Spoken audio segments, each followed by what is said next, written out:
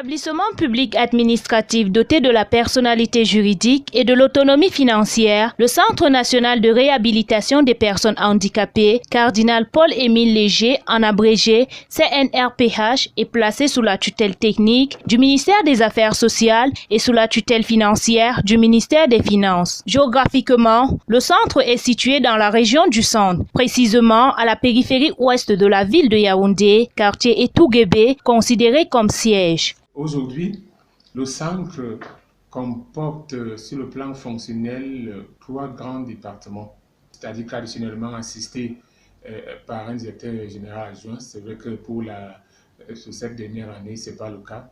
Avec la dernière nomination, ce n'est pas le cas. Le centre a actuellement un directeur général.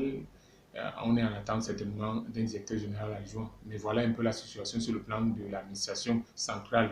Créé en 1971 par le prélat de nationalité canadienne, le cardinal Paul-Émile Léger, ce centre a été inauguré le 15 janvier 1972 par le président de la République fédérale du Cameroun, son Excellence Amadou Ahidjo, comme œuvre sociale privée dénommé Centre de rééducation de Yaoundé. En 1978, il a été cédé à l'État du Cameroun sous la dénomination de Centre national de réhabilitation des handicapés comme institution spécialisée du ministère des Affaires sociales. C'est donc en 2009, après 37 ans au service des personnes handicapées physiques et moteurs, que le centre est érigé en établissement public administratif à la faveur du décret présidentiel du 16 mars 2009, étendant ses missions à la prise en charge globale de toutes les catégories de personnes handicapées.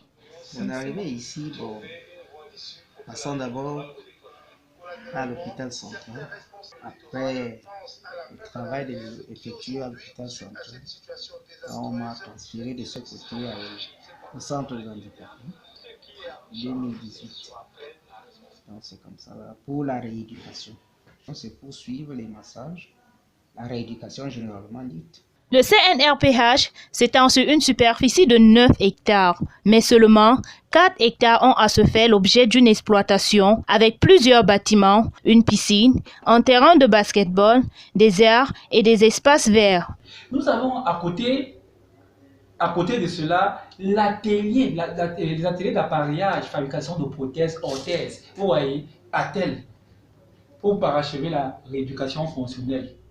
À sa création, le centre avait pour mission initiale la rééducation des enfants atteints de poliomyélite, de méningite et de malformations congénitales. C'est par la suite que cette mission s'étend à la prise en charge des personnes handicapées physiques et moteurs. Le centre reçoit non seulement les handicapés du Cameroun, mais aussi ceux du Tchad, de la République centrafricaine, du Gabon, du Congo, de la Guinée équatoriale, pour ne citer que ceux-là, car son unicité en Afrique centrale lui confère une vocation sous-régionale.